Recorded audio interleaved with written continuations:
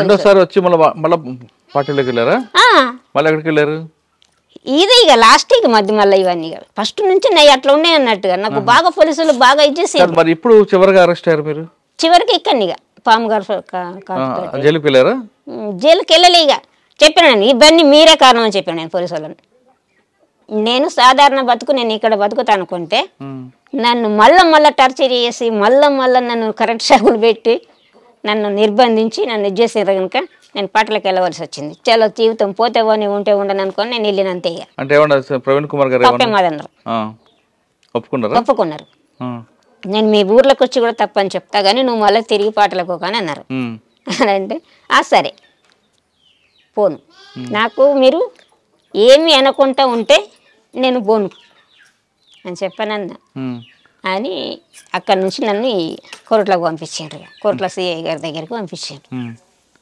పంపిన తర్వాత అన్నారు అన్నట్టుగా అప్పుడు నేను బాగా బక్కగా ఉన్నా. నువ్వు ఏ గాలిలో దూరిలో లేచిపోతావు ఏమనుకున్నావు, నువ్వు ఇంత చేస్తావని తెలిస్తే మేము ఇట్లా వేసేటోళ్ళ అంటే లేచిపోతారని అంటే టార్చర్ ఎక్కువ పెడతారా? నువ్వు అందులోకి పోయినా కానీ నెగులదని చెప్పాను, ఇంటికాడ ఉంటే టార్చర్ పెడతారా? అట్లా ఇట్లా అన్నా కానీ ఇక వాళ్ళు సిఐ ఉండే నరేష్ కుమార్ అని ఆయన బాగా ఇచ్చేసిండు అన్నట్టు ఇక విపరీతంగా ఉంటుంది. తర్వాత ఎక్కడ ఉన్నారమ్మా? బయటకు వచ్చారు మళ్ళీ పార్టీకి వెళ్ళారా? పోలేము ఇక అప్పుడే ఇక కలిసి అది నేను అక్కడికి వెళ్ళి ఇంటికి వచ్చినాక కలిసి కోర్టుల సిఐ నాకు చెప్పింది ఏంటంటే ఒక 3 విషయాలు మాకు చెప్తే మిమ్మల్ని సరెండర్ చేసుకొని మీరు కోరుకున్నది ఇస్తాము, మీరు లగ్జరీ జీవితం గడపచ్చు అని అడిగినారు అన్నట్టు. ఆ 3 పొలిటికల్ లీడర్ ఒకటి, జర్నలిస్ట్ ఒకటి, సిటీ డాక్టర్ ఒకటి. సిటీ డాక్టర్ ఈ 3 విషయాలు చెప్పు.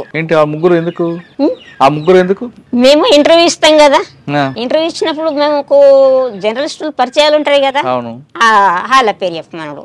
అప్పుడు శంకర్ ఉన్నాడు కదా, అప్పుడు నేను ఇక్కడ మహిళా టీం కమాండర్ ఉన్నా కదా. జర్నలిస్ట్ పేరు చెప్పాలి. డాక్టర్ ఎవరు? City doctor. మనం ఇక్కడ నుంచి హాస్పిటల్ కు పంపిస్తాం కదా నా సభ్యులకు ఆరోగ్య పరిస్థితులు బాగలేనప్పుడు, ఆ డాక్టర్ పేరు కావాలి. సిటీ డాక్టర్ పేరు ఒకటి కావాలి. పొలిటికల్ లీడర్ పేరు ఎందుకు వాళ్ళకి ఎందుకో మరి తెలియదుగా. పొలిటికల్ లీడర్ పేరు చెప్పు, జర్నలిస్ట్ పేరు ఒకళ్ళది చెప్పు, సిటీ డాక్టర్ పేరు ఒకటి చెప్పు. ఈ 3 చెప్పు ఇక చెప్పాలి. నన్ను అరెస్ట్ చేసిండ్రు. నేను సాధారణంగా బ్రతకనిస్తే బ్రతకనివ్వండి ఉంటా కదలను, కాకపోతే నన్ను ఇంకా ముందు జైలుకు పంపుతారా, ఇంట్రాక్షన్ చేస్తారా, కూస్తారా, కారుపడి వెళ్తారా, కరెంట్ షాకులు పెడతారా, ఇవన్నీ నేను అనుభవించిన దాన్ని. నాకు దేనికి నేను భయపడా. నా నుండి మీకు ఒక విషయం కూడా నేను చెప్పాను, మీ డబ్బులు నాకు అవసరం లేదు. ఒక్కరోజు బిడిలు చేస్తే నేను 2000 బిడిలు చెప్తా. ఒకరోజు కూర్చుంటే నేను బిడిలు చేసుకొని నేను వారం రోజులు తినే తిండి 1 రోజు పని చేసుకుంటాను. నేను చివరికి ఏమన్నారు, ఇక మా ఊరు సర్పంచ్లో పిలిపించిండ్రు, పెద్ద మనుషులో పిలిపించిండ్రు, ఈమెను బుదిరికి ఇమ్మని. ఇక 4 రోజులు 5 రోజులు ఉంచుకున్నారు. మంచిగా స్కూల్ రింగ్ తెప్పి అన్న, ఇక అన్ని మన అతిథిని కదా గౌరవించినట్టు చేసిండ్రు. జైలుకి పంపలేదు, జైలుకి పంపలేదు, ఇంటికి పంపించాను. మరి అప్పటి నుంచి ఎలాగుందామా? బయటే ఉన్నావా? ఇంక అప్పటి నుంచి బయటనే ఉన్నా, పార్టీతో సంబంధం లేవు.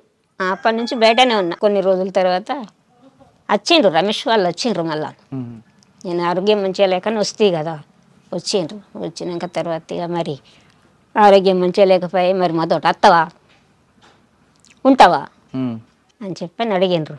మాతోటి వస్తే తీసుకుపోతాం, లేకపోతే ఉంటంటే ఉండు. మీరేమన్నారు? నేను కొంచెం ఆలోచించుకొని తర్వాత మరి పార్టీ కాంటాక్ట్ లేదు. పార్టీ కాంటాక్ట్ ఇక ఎట్లా ఉంటుంది మళ్ళీ తర్వాత మానవులు ఎన్కౌంటర్ అయింది. ఇక నేను పార్టీ నుంచి అంటే నేను మానవులు ఎన్కౌంటర్ మీకు తెలుసా? తెలియదు. నేను నాకు కలిసిన తర్వాతనే మానవుల అందులో రమేష్ అన్న రమేష్ అన్న వాళ్ళే అన్నారు అన్నట్టు, నువ్వు ఇక్కడ ఉంటే ఇక్కడ ఉండు, నీకు ఆటమైన కాడ ఉండు, నువ్వు పార్టీ హ్యాండ్ ఓవర్లు ఉంటే పార్టీ చేస్తుంది కానీ నీకు ఏమి బాధ లేదని మాట్లాడారు. నాకు నిన్ను తీసుకుపోయి నీకు ఆటం కాకపోతే నిన్ను ఎక్కడ నువ్వు ఉంచైనా కానీ పార్టీ చేస్తుంది, పార్టీ బాధ్యత. నువ్వు చిన్నప్పటి నుంచి పార్టీలో ఉన్నావు కనుక పార్టీ కోసం తిప్పలపడావు కనుక పార్టీ బాధ్యతనే ఉంటుందని చెప్పారు నాకు. చెప్పిన తర్వాత వెళ్ళిపోయినాక తర్వాత ఎన్కౌంటర్ అయింది. నేను ఆలోచించుకుంటాను నేను చెప్పిన ఇక మా వాళ్ళందరూ కూడా ఇక పోకు సాలు ఇక అని చెప్పేసి ఇక వీళ్ళు ఒకటంలో పెట్టిండ్రు. ఇంకా అప్పటి నుంచి బయటే ఉన్నారు? ఇక బయటనే ఉన్నాం, బయటనే ఉన్నాం. మళ్ళీ తర్వాత ఇక మరి ఎవరి దగ్గర ఉండడు ఎందుకని చిన్నగా ఒకటి ఇల్లు కట్టుకున్న, చిన్నగా ఒక 5-6 గజాల ఇల్లు కట్టుకున్నా, అప్పు చేసుకున్నా. భోజనం అది ఎలా చేస్తుంది? పని చేస్తా కదా, పని చేస్తా. నేను వాళ్ళ నుంచి పోలీసు వాళ్ళ నుంచే నేను రూపాయి తీసుకోలే. నేను ఒక్కరోజు పని చేస్తే వారం రోజులు బతుకుతానని చెప్పిన. వద్దు నాకు ఎవరి నాకు పార్టీ ఇస్తానా వద్దన్నా. నేను పార్టీ కూడా ఇస్తాను, అది నీకు బ్రతికడానికి కావాలంటే మేము ఇస్తాం, మేము చూసుకుంటాం. నిన్ను చిన్నప్పటి నుంచి బాగా కేసులు గొడవలు ఇవన్నీ అయినాయి కనుక పార్టీ కూడా చూసుకుంటాను నేను. కానీ నాకు పార్టీ ఇవ్వద్దు, ప్రభుత్వం ఇవ్వద్దు, నాకు నేనుగానే బ్రతుకుతా. ఎవరి సహకారం అప్పటి నుంచి ఇలాగే ఉన్నావు ఈ రోజు వరకు కూడా? అవును, పని చేసుకోవడం బ్రతకడం. నేను చిన్నగా ఇల్లు కట్టుకున్నాను. మరి పెళ్లి ఏదైందమ్మా? మరి ఎవరు మీకు సాకుతున్నారు? మీకు సాకేది ఎవరు? సాకేది ఎవరేముంటది, నేను పని చేసుకుంటున్నా, బతుకుతున్నా. బంధువులు ఎవరు లేరా? ఉన్నారు, అన్న వాళ్ళు ఉన్నారు, అక్క వాళ్ళు ఉన్నారు. వాళ్ళ మంచి చెడ్డ అయితే వాళ్ళు చూస్తుంటారు. మంచి చెడ్డ వాళ్ళు ఇప్పుడు నన్ను ఏం చూసుకుంటారు, ఇప్పుడు నేను బాగానే ఉంటుంది, నన్ను ఏం చూసుకుంటారు వాళ్ళు. ఏమైనా ఆరోగ్య సమస్యలు వచ్చినా చూస్తారు? ఆరోగ్య సమస్యలు అయితే మా కుటుంబమే కాదు, ఇంకా నా పక్క పంట వాళ్ళు కూడా నా చుట్టూ ఉంటారు. మా ఊర్లో అందరూ బాగుంటారు, మంచిగా ఉంటారు. నాకు చివరిగా ఇందాక అన్నారు మీరు, నాకు అడవిలోనే చనిపోవాలి, అవును, అంత ప్రశాంత స్వచ్ఛత ఉంటుంది. స్వచ్ఛత ఉంటుంది. బయటకు వచ్చాక చూస్తున్నారు ఇక్కడ అంతా కుళ్ళు, కుట్ర, పక్కవాడి ఎవరిని చంపుదామా, ఎవరిని నాశనం చేద్దామా, ఇదే ఆలోచన ఉంటారు కదా.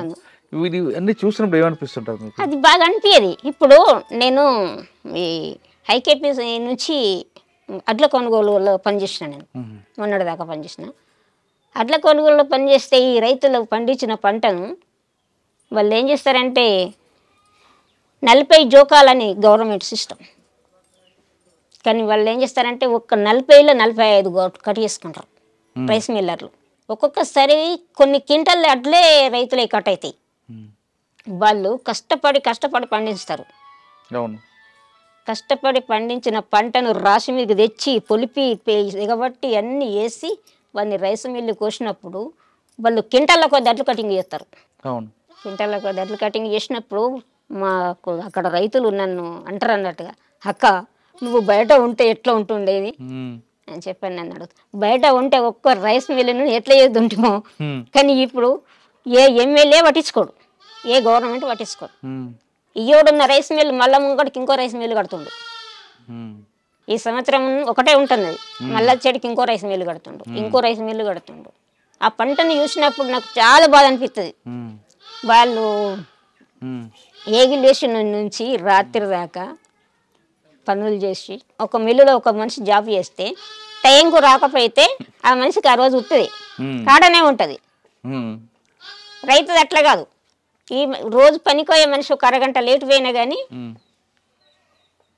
మనకు రోజు వచ్చే మనిషి అనే అర్ధగంట లేట్ అయితే రా అంటారు. ఆ మనిషికి కూర అరుచుకుంటారు, కారం అరుచుకుంటారు, మధ్యాహ్నము కూర పోసుకుంటారు, అన్నం వేసుకో అంటారు. మళ్ళీ వచ్చేటప్పుడు వాళ్ళ తోటలో ఏదన్నా పంట వండితే ఉంటాయి చూడు, కూరగాయలు ఏమన్నా ఉంటాయి చూడు, అవన్నీ కూడా పెడతారు. మళ్ళీ నీ కాటు మీని తెంపుకోపు అంటారు. అంత మంచిగా వాళ్ళను అంటే పని కష్ట వాళ్ళ ప్రేమ అట్లా ఉంటుంది. ఆ మిర్చి పండిస్తారు, మిర్చికి తీర సమయానికి రేటు ఉంటుంది. ఈ పసుపు పండిస్తారు, పసుపు 6 నెలల పంట, దానికి ఎన్నో కలుపులు తీయాల. ఆ పసుపుకు పంటకు రేటు ఉండదు. అప్పుడు రైతులు కానీ వాళ్ళు అసలు లక్ష్మక్క నువ్వు ఎందుకు వచ్చినావు, నువ్వు అబ్బా నువ్వు బయట ఉంటే ఇప్పుడు పిల్లగాళ్ళు అంటారు. మా సొంటలం కూడా మత్తుంటే మేము ఇప్పుడు గిన ఉంటే అని అంటారు. అన్నప్పుడు ఏం చెప్తాం, అట్లా అనిపిస్తుంది. సరే అమ్మా, ఇప్పుడు ఆఖరిగా చెప్పు ఒక ప్రశ్నకి. మీరు వెళ్ళారు, చిన్నప్పుడే పార్టీకి వెళ్ళారు, ప్రజల కోసం పనిచేశారు, అంటే ఒక కమిట్మెంట్గా పనిచేశారు, ఒక నిజాయితీగా నిబద్ధతగా పనిచేశారు.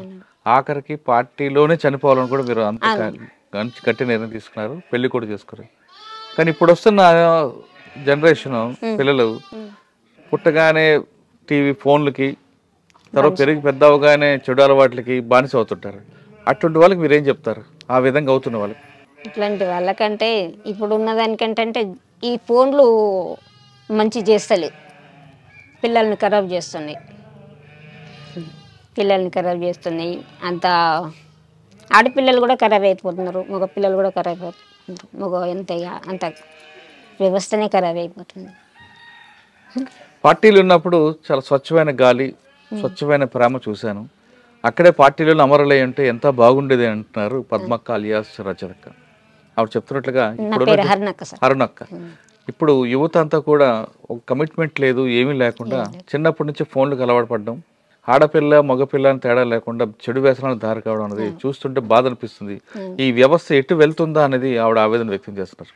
ఇప్పటికైనా పార్టీలోకి రావడం కాదు కానీ మీ కాళ్ళ మీద మీరు నిలబడండి, చెడు వ్యసనాలకు దూరంగా ఉండండి, మీకు జన్మనిచ్చిన తల్లిదండ్రులకి ముందుకు సేవ చేయండి అంటూ అరుణక్క చెప్తున్నారు. ఇది అరుణక్కతో ఎక్స్క్లూజివ్ ఇంటర్వ్యూ. వచ్చేవారం మరొక ఇష్టం మళ్ళీ కలుద్దాం. అంతవరకు నమస్తే. థ్యాంక్ యూ అక్క, థ్యాంక్ యూ వెరీ మచ్. ఆ కమిట్మెంట్ అనేది నీకు సెల్యూట్.